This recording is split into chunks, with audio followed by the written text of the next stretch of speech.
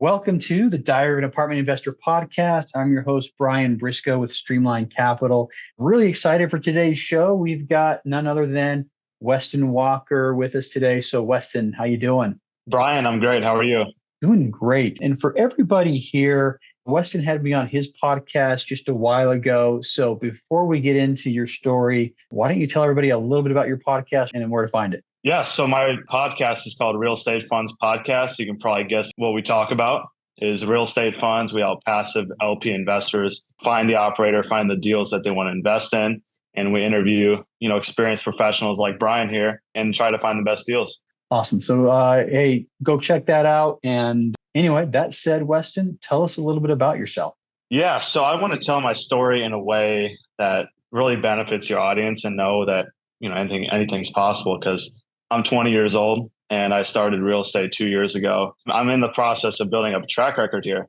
So I started in high school when I was 18. I started some side hustles before this. I started reselling items on eBay, Facebook, Amazon, things of that nature, just trying to make income. And I realized how transactional that was. I wanted something more long-term, more scalable. And so I started reading books, Grant Cardone, Rich Dad, Poor Dad, many different books in the real estate space, the overall business space. I read some startup books, in the Silicon Valley area. Those were very helpful too in understanding the whole business space and kind of taught myself the MBA before I get the MBA. So learning from professionals that have done really successful things is my goal right now. So I'm trying to learn as much as possible because I'm young. And that's another reason I started the podcast is to interview really successful people and have them on and get to ask them a lot of questions and then help them in result because I've built an audience over the past couple of years on LinkedIn and can plug them there. And so they're willing to hop on, which is cool. And, everything snowballs over time. I would say as a podcaster myself, obviously, I think I underestimated how much I would learn by doing a podcast, and 100%. It's something that until you really say it or hear it, it's like no duh. But I mean, if you call somebody up who's super successful and say, hey, do you want to spend 45 minutes with me answering all my questions? Most people are going to say no, but you reframe it and say, hey, you want to come on my podcast? But anyway, back to your story. Yeah. So it's been a journey. After high school, my dad retired from the fire department. So I'm like, Dad, you're retiring. You're going to need some cash flow. So I started reading books and showing him what I've learned from real estate experts and all about the cash flow, how to underwrite, how to find the deal, the market, the property manager, all this stuff. And so I convinced him to let me help him renovate a fourplex in our hometown, Peoria, Illinois. And so I got the fourplex with my dad, helped him renovate a couple units, which was a great experience, helped him manage the finances, all the stuff. We're cash flowing. It's helping pay for my room and board in college. For college, it's basically paid by the fourplex. I was very fortunate to get a full tuition scholarship, one of two for incoming freshmen. So that was nice. And so ever since then, I wanted to get involved in bigger deals because we got the fourplex. It was $260,000 in our hometown, which is pretty cheap for most markets around the country. You're from Salt Lake. I'm actually in Scottsdale now. Moved away from home to go to college, obviously. So yeah, raced for 4 bigger deals with an operator because I wanted to learn from what they were doing before I actually start raising money myself for my own deals. So I brought some capital from friends, family, and referrals to 4 different deals, 100 plus unit value add multifamily. It's a very popular space and I just wanted to learn before I start my own company. That's another reason I started LinkedIn was to connect with these operators. And I started reaching out cold. And, my connections, you go to my profile, it's kind of blank. It didn't look as good as it does now.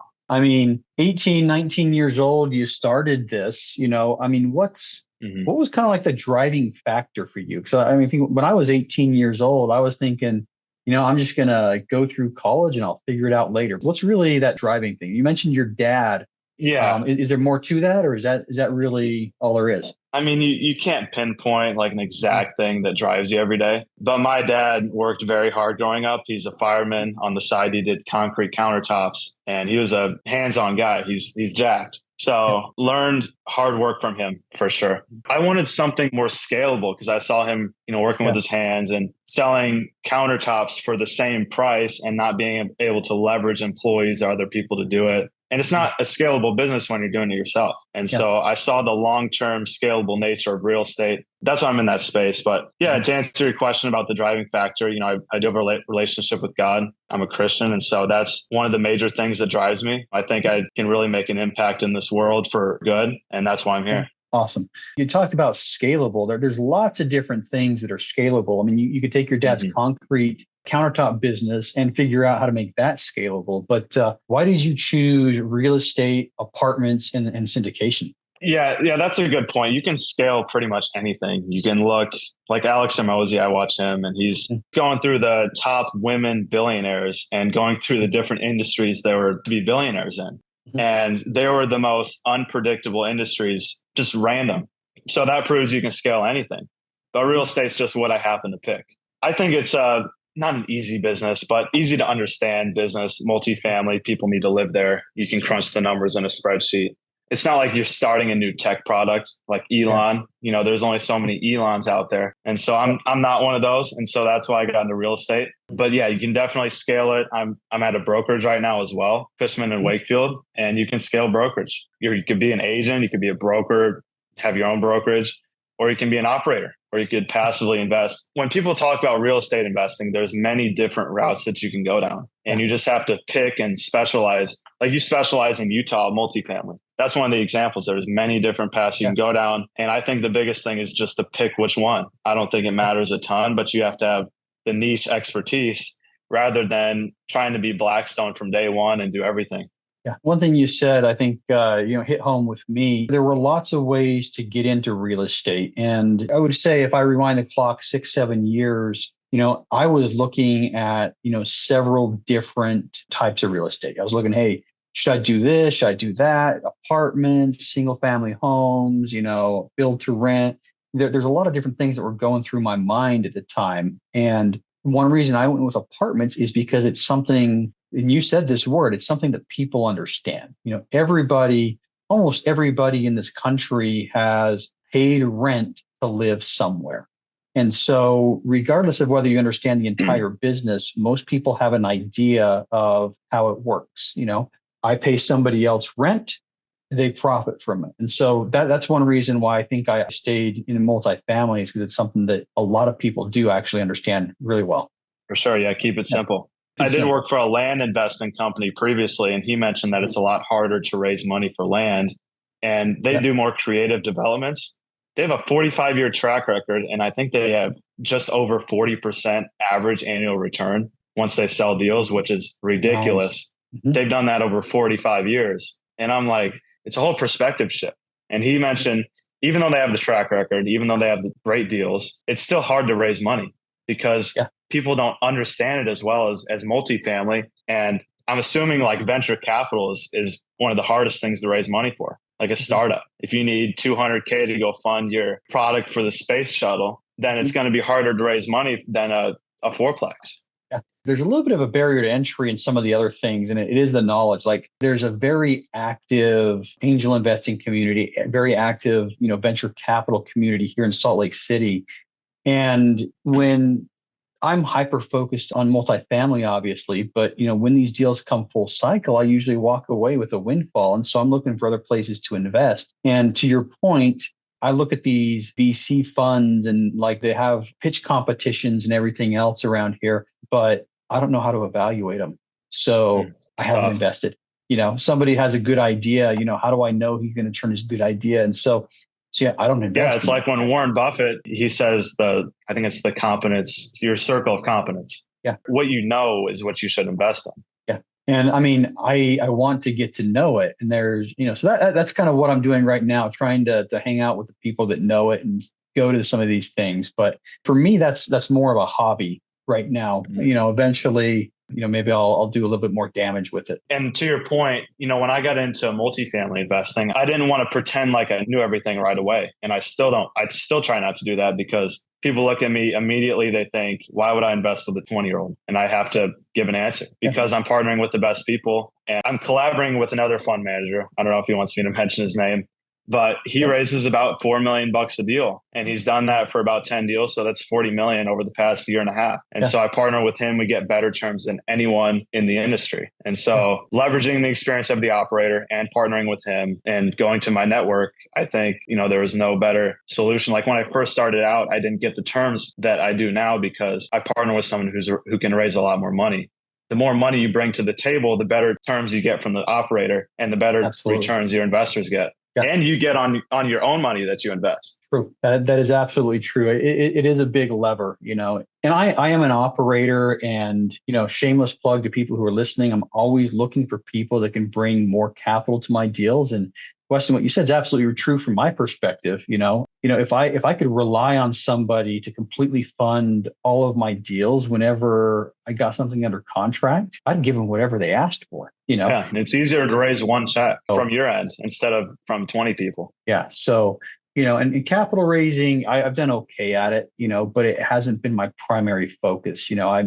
I'm an operator. I run the deals. We're making sure acquisitions go well. I've got a portfolio that I'm managing. And so all that stuff happens, and capital raising is just one more thing. To your point, if you can, you're teaming up with somebody that can raise 4 million a deal, and you're basically kind of riding their coattails, you're getting better deal for your investors. But and he gives me feedback on what I'm doing. So I'm getting feedback from the operator, learning from their processes, talking with their team, and the person I'm raising capital with. Yeah, that's an amazing situation for you. And I'm sure, the added capital that you bring to the table is helping them leverage a little bit more too. So great way to find that win-win scenario there. But so let's talk about capital raising for a bit. So you said, and you don't have to give any details you don't want, obviously, but you said you've raised capital for 4 different deals, value add properties. What was the biggest challenge you had starting out? And, what have you done to overcome that? Biggest challenge was talking to people in the first place. My dad's a fireman. We don't have a huge network. And so I had to pop on LinkedIn and create an account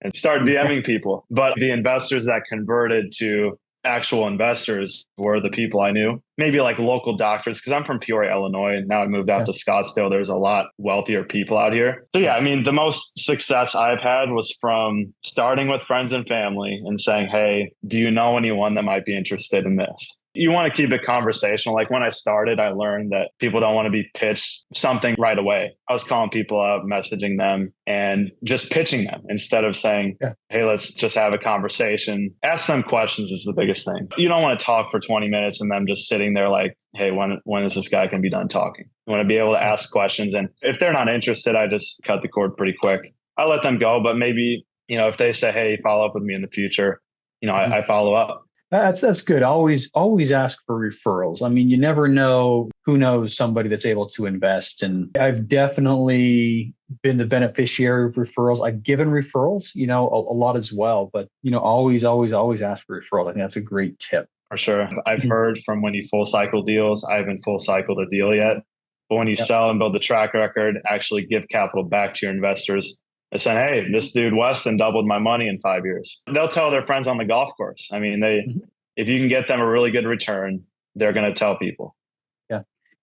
And you don't even have to wait that long. I mean, if you're distributing money, that's a great time to ask for investors. Like, hey, we just made a distribution. Do you want to, do you have anybody else that wants to invest? Especially, I would say when you're talking with kind of a newer investor, I think they're more likely to be super excited about it. Like, woohoo, I got my first distribution ever on a passive investment. They're probably going to tell their friends anyway. And, I think the more sophisticated the investors are, they'll know better people and they'll know people who are interested, but, they might not be automatically broadcasting it from the mountaintops.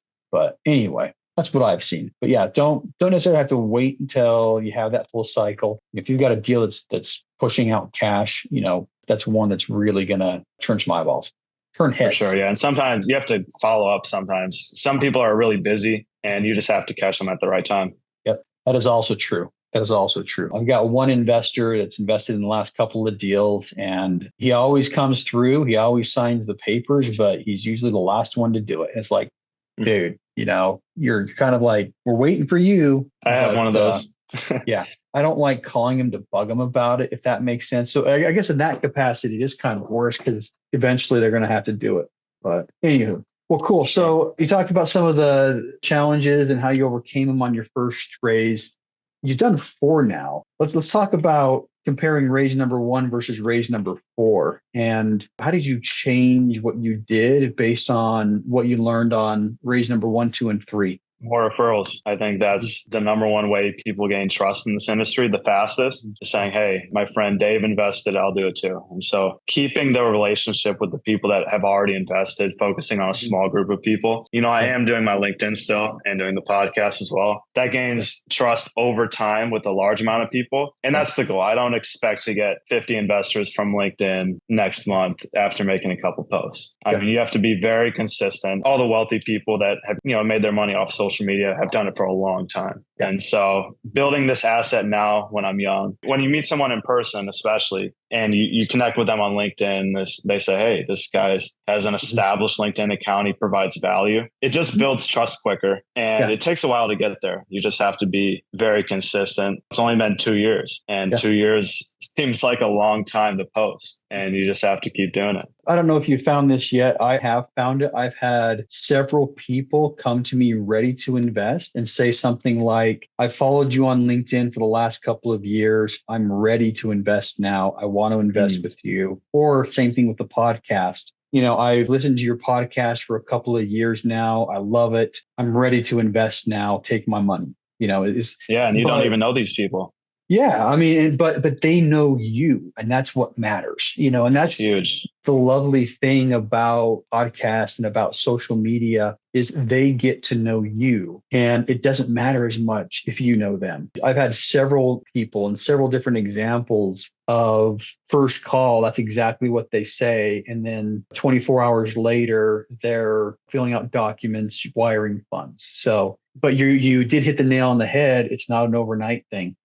For sure. Yeah. And it's harder to raise money right now. I talked with someone who's raised, I think, around 60 million in the past 6 years. And he's like, man, it's much harder. It's 4 times harder now, and it takes twice as long to raise than it did before. Yeah. And, I've put a lot of thought into that. When I started 2019, my first deal I raised 500,000, which surprised me. I was just like, oh my gosh, it really surprised me that I was able to raise that much. But, back 2019, 2020, there was a lot of transaction volume. And what that transaction volume does is it puts money back out on the streets. So people who had invested in deals in 2016 were getting their money back in 2019, and they had a ton of cash. And so they were able to invest, and there was that COVID bump with all the stimulus money and everything else. But I mean, really, a lot of it was a transaction volume. It's properties were selling, money was changing hands, and one person was walking away with a windfall, and the other person was walking into an investment. But we don't have that transaction volume right now. So not as many people who are liquid enough to invest. And that's what I think is the biggest thing right now that we're seeing is, it's just the lack of liquidity, lack of transactions going on. Yeah, it reminds me of the story Kyle Matthews, the real estate broker. He was top in, I think it was Colliers for a while. And then he branched out, started his own brokerage. He's over 600 brokers right now in multiple states. And he started making calls in the hardest time in the real estate market, which is right after the crash. And no one wanted to buy anything, but he still made calls. He still put in the hours. He got good in the bad time so he could be good in the good time. And then it all just compounded from there. Yeah. And you know what? I think that's where we're at right now. And anybody listening, it is difficult right now, but I will say it's a different type of difficult. 2 years ago, people who were brand new in the industry were saying, oh my gosh, these things are flying off the shelf. The type of difficult it was, early 2022 is your apartments had like 20 different offers on, and brokers were sending out the OMs, and 5 days later they had a call for offers, so that the newer investors didn't have time. It's like, hey, I really need to underwrite this property. They weren't fast enough to underwrite, and they weren't comfortable enough hitting those high numbers. And they were being left behind. Really, all I got to say is it's a different type of hard right now, but I think this is the best hard to get into. If you can start in the market that we're in right now, you can probably do well in any market. It's a good point. Yeah, there's a buyer's market, there's a seller's market, and you just have to navigate those. I was watching SpongeBob when I was 4 instead of watching the real estate market. So Yeah. Now we're watching the real estate market. So we made a jump there. Yeah. Nice. Nice. Nice. And I've watched plenty of SpongeBob in my life too, but it was with kids. But it's one of my favorite shows, by the way. I love SpongeBob. Just there's some really, really good one-liners. But I'm not kidding you. I mean, every once in a while, I'll pick up the phone, I'll call one of my daughters and say, "Is this the Krusty Krab?" And the answer is no, this is Patrick. But anyway, who cares about SpongeBob? It's awesome. It's awesome. And I care about it. But all right. So I know you got a hard stop here coming up in a couple of minutes. So we're going to start wrapping it up. 3 questions I like to end with. And I got to remind myself of what the order is. Okay. First question. What's next for you? What's next? I mean, I'm just going to keep grinding. I'm going to be a sophomore in college, and I stacked classes this year, and I didn't do an accelerated freshman year. I'm going to try and finish in 2 years. So that's going to be a grind. Keep raising money, keep doing the same thing. And in the process right now, getting my real estate license and my securities license. I've had to pass on opportunities because I couldn't get paid, literally, because I didn't have a license. And so working on that and just setting the foundation for the future, keep talking with people like yourself and gaining as much knowledge as possible, I think is huge. Awesome. Awesome. All right. Next question. If you had advice for somebody who is just getting started right now, what would that be? You can read all the books you want, but I don't think you can truly start until you start. It's easy to say, hard to do. You just have to put yourself out there. I had someone say, put yourself out there. I didn't even know what that meant. Like, do you just walk into an event? Do you post on social media? And you just have to do different stuff until it clicks. Yeah. The answer is yes to all of that. Yes, yes, yes, and yes. So you just do it. But awesome. And last question, how can listeners learn more about you? Yeah, the best way, we talked about LinkedIn, Weston Walker, Weston spelled with an O. You can find me on LinkedIn. You can email me at weston@westrockequity.com. That's weston@westrockequity.com. Awesome. And we're going to put a link to that in the show notes. So anybody who's listening, if you wanted to reach out to him, connect with him on LinkedIn, I highly encourage you to do it. And also, if you want to connect with me and you haven't yet, LinkedIn is the place to do it. You want to give feedback about the show, in a place that I'm absolutely positively going to see it. LinkedIn is the place to do it. So connect with us both on LinkedIn, and we'll start conversations over there. All right, Weston, thanks a lot for coming on the show today. Very much appreciate your time, and have a great rest of your day in sunny Scottsdale. Of course. Thank you, Brian.